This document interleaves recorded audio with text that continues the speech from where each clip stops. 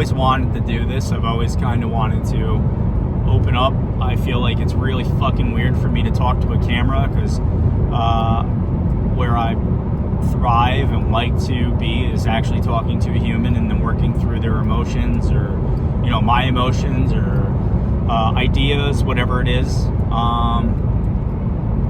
But what I really want is to just provide, I guess, some kind of guidance, real guidance for people in their life. A guidance which I feel like I didn't have.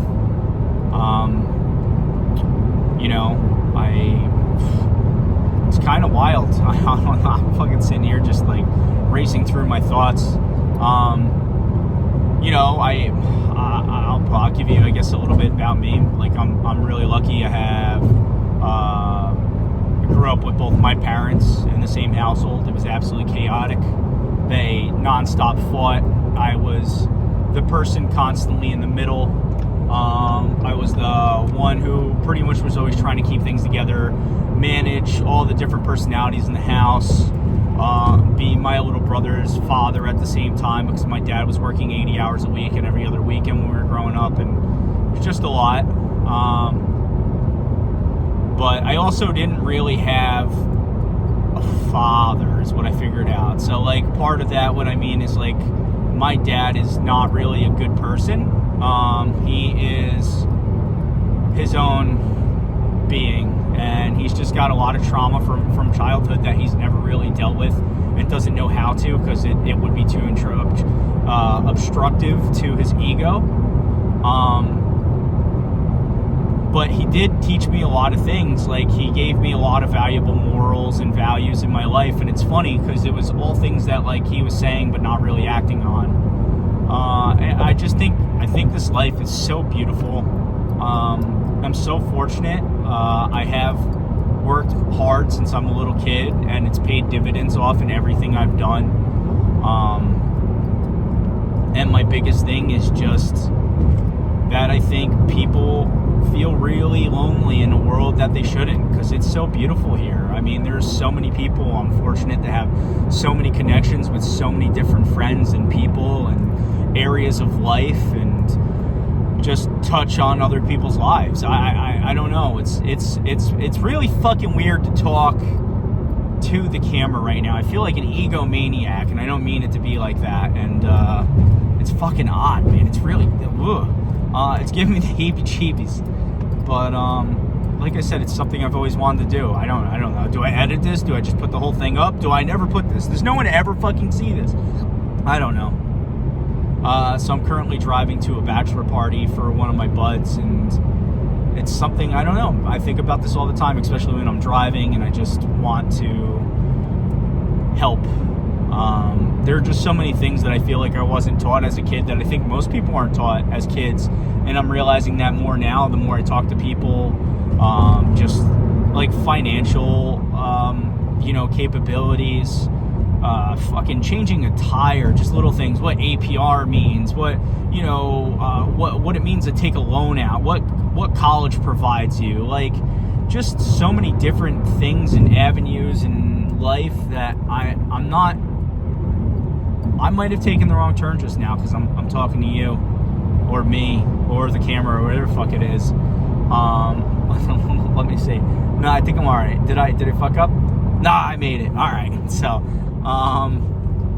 yeah, I don't know. I just think that there's so much to life. Like, I realized that as a little kid that I didn't ever want to fit into a box, right? Like, I'd always hear about, like, the jocks, or the, the freaks, or the geeks, or the whatever. And I was just like, nah, fuck that.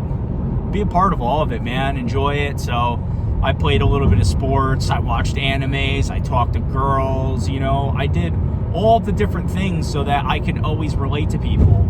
And a big part of the reason I did that was because I wanted, and I still to this day want to have the ability to be able to talk to anyone. I want anyone to, like, be able to sit down and we can find some kind of common ground or some kind of hobby that we've both shared in our lives, right? And, like, it's interesting because it's made me, kind of like the master of none, jack of many type thing, but I love it because it makes it relating to people especially people who feel like they're not relatable, easier, because I can show them that, like, we do have commonalities. Like, yeah, this big guy who goes to fucking raves and works out in the gym and fucking, you know, built computers as a little kid, and one of his favorite shows ever is Samurai Champloo, and like all this kind of stuff. I don't know. I don't really know what would come of this. You know, part of me wants to make it funny and say, call it, I have a baby, and say, you know, like call it like the DILF speaks or something, dependable, involved, and loving father, you know, for all you dirty minds out there. But I'm not sure. I really don't know. It's kind of an interesting thought that I think maybe I just need to lay out a plan for a little bit more, and then continue on. And I don't know.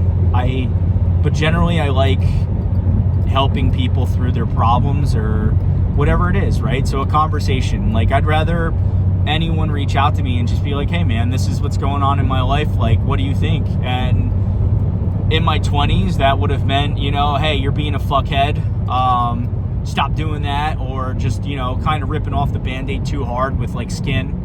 And in my, you know, older age, my ripe age of 36, I've learned that, like, I can gently remove that Band-Aid without hurting you, but giving you the real important message, right? Like the stuff that you really need to hear.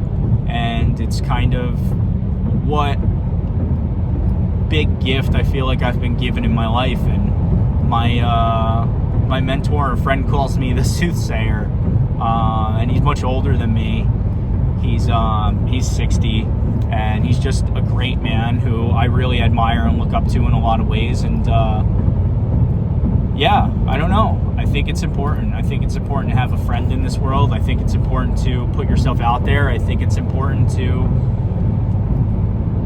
act on what you believe. So I don't care what that belief is.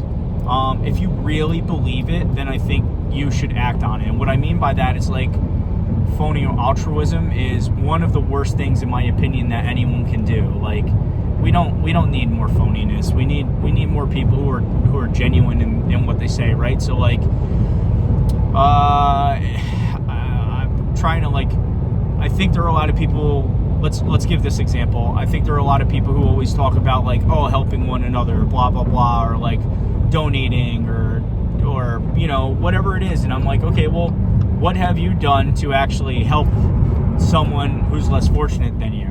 Do you just talk about it, or are you just waiting on someone else to donate to them? Or, like, what is it? It's really easy to say, like, tax the billionaires or whatever, right? And, like, first of all, we won't even go down the political rabbit hole, because that money's never going to make it to them, because that's always what happens. They just take and then they misallocate funds, because that's the government. But anyway, my point is that if you say that, like, you want to help poor people, or poor people should be helped, then do what you can. You do what you can. And I promise you that will make a bigger impact than talking about it or pretending.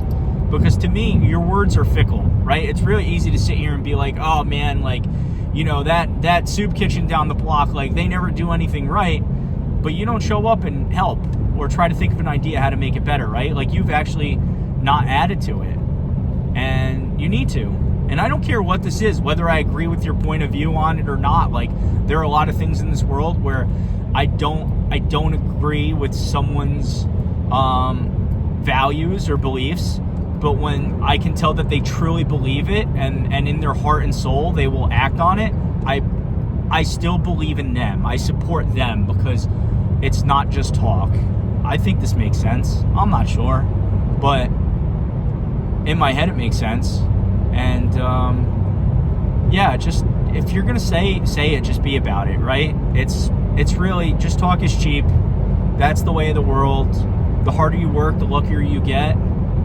That's just the truth, man. That's the truth in all things. And we are not alone on this rock, no matter how often we think we're alone, or, you know, things are beating us up or whatever. And yeah, I don't know.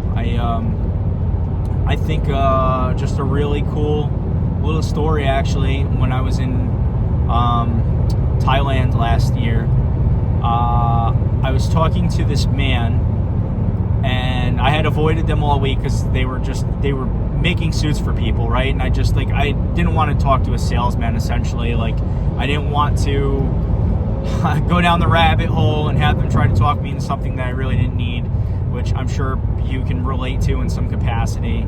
But the way I looked at it was like, okay, I don't need a suit. That's it. That's the bottom line, is I don't need a suit. I don't need a handmade tailor suit. Even if it's $100, I just don't need it, right? There's no need for it. So I just avoid these people. On our very last night there, when we were walking back, I started talking to this man, and I found out about him and that he was from the Republic of Burma, which, if you don't know, is a country that's just, I think Republic of Burma is what it's called now. It used to be called Myanmar, or the other way around.